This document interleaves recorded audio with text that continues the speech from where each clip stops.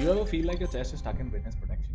You bench, you add weight, you hit PRs, but your chest, it's still MIA. In the meantime, your shoulders, your triceps are out there and they're looking like, they get the whole workout program and they get full priority, but the chest is still an afterthought because that's kind of the reality. You don't look like you bench, but very often you might even be benching like a lot. And that's the gap that we're trying to fill in this video.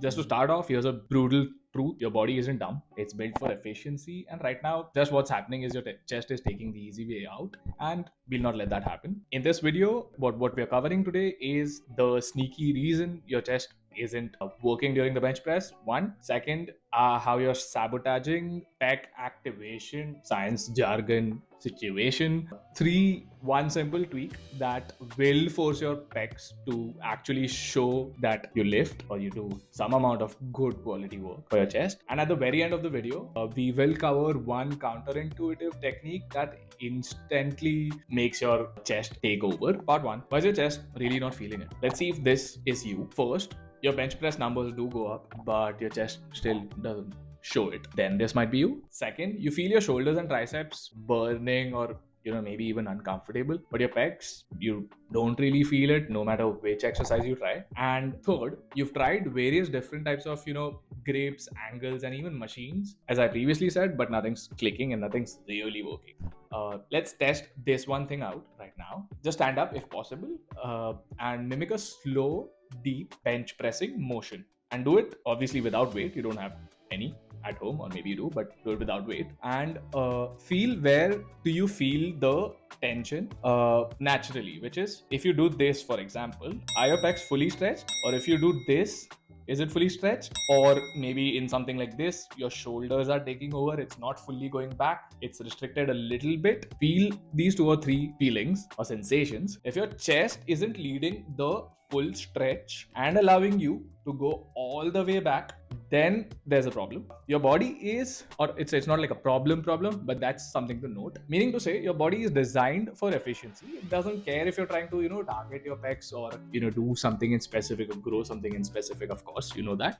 It's just trying to move the weight in the easiest possible way in which it is built, and you are individually built. Everyone's different, which is why different angles, maybe someone can go fully back with this, someone can go back with this one, someone needs to shift this shit and go back, and that's how it works. So let me give you a clear fix if you didn't try that. Step 1, rewire your setup before pressing. Just brace your core slightly, elevate your rib cage and pull your shoulders down and back slightly, not too much. There's no rigid stuff necessary. And then think of stretching your chest before even lowering the weight. So you're here, you start, and just think of this and the chest fully opening up. Step 2, the standing press test that we just did, which is let's check your best elbow position.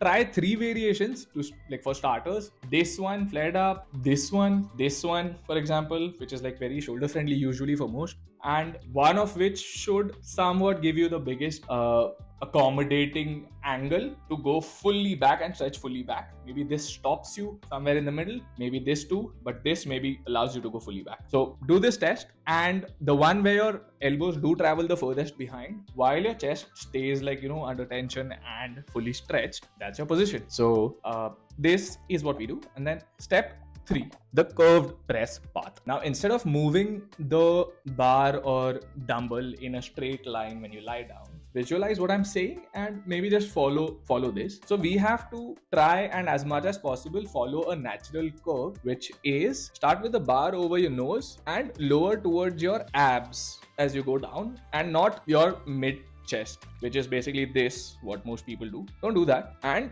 go like this down a bit more, and then give the full stretch to your chest as we previously discussed. And then when you're pressing it, press it slightly forward and then up back to your nose eyes area, which is again a curved arc path that you're following top to bottom and bottom to top again. And that's how you get the full curved stretch for your chest. That's it. Follow these 3 steps and you will get better instantly. Now moving to part 2, which is your range of motion overall and how do we get that better. So now you have the chest in the game by doing the basic exercise that we did. And after that, I will still be here and tell you that you still might be throwing away half of what you could still get out of it. Let's do that and let's see what we can do. So the range of motion that we usually use, most people I see around, is quite inefficient, or because I don't want to use and most people think bar to chest and bar up, that's the correct range of motion, which is, this maybe people do now realize, like, a deep stretch is cool, so you stretch it fully. But your chest doesn't work like that. It's not like this up and down thing. You don't just have two kind of wooden slabs here that go up and down, and that's the full stretch and full range. Your pecs, each one of them, wrap around your rib cage that's inside, which means that if you're only thinking straight up and down, you're missing out on the full stretch. It's like this elastic stretched around your rib cage. So the full range for it is like this, and the arced motion that we discussed. So that's the main part that you need to really understand. Now let's go to the fix. Instead of a up down press, visualize the bar following a natural arc. We did discuss this, but now you fundamentally understand it and maybe visualized it a little bit. When you go up, so basically this way down and this way up. Now let's do a quick little test before your next bench session to reinforce what we just learned. Try the same movement with dumbbells. If your pecs fire harder on dumbbells than barbell presses, maybe you were pressing wrong with the barbell, and you'll just instantly know that this logic, you'll have that moment. So that's it. That's what I would really recommend. Part 3, how to maintain chest tension in every rep. Even if you're lowering the bar correctly, you might be losing some amount of chest activation at the top and the bottom of the rep. Now this is part 3 because it's popular knowledge. You might be feeling it like at the top there's no much tension, it's just you're pressed, and at the bottom as well many a times it shouldn't be so, but people are like, and here if you're doing this loose thing, there's no tension at the bottom, or there is tension but on your joints, not on your chest at all.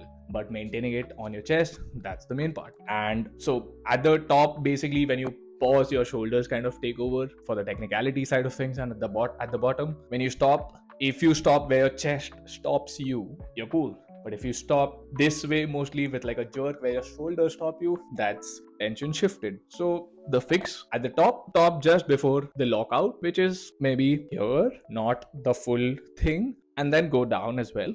Stop for like a split second.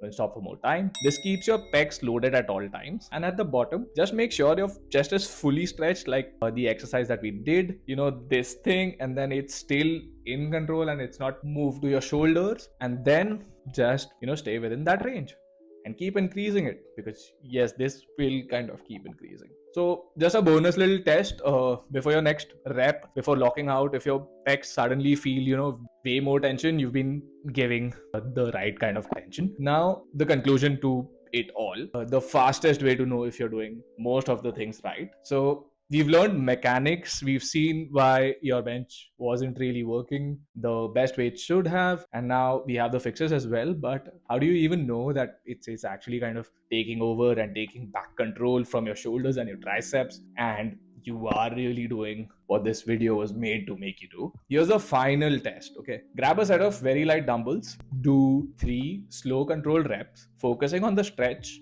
on your pecs and keeping your shoulders out of it. A basic ass stretch, only till your chest fully opens up and wraps behind with the best angle that we found. If you feel it way more here than on a barbell bench, try it with a barbell bench as well. Then obviously the barbell thing or any other exercise as well that you're doing might be going wrong, and with the dumbbell you have picked up things. So you just compare it against that, and that's how you kind of choose your best machines and stuff as well. Same principles, just apply it, compare it to your dumbbells, do the stretch, you'll come to know if it's working or not. Now finally, not sorry to interrupt, but if you're still benching the old way, you're probably leaving serious gains on the table. Hit the link below or DM me on IG if you want to start maybe like a plan around your chest, or if you just have any questions. And if this helped, do hit subscribe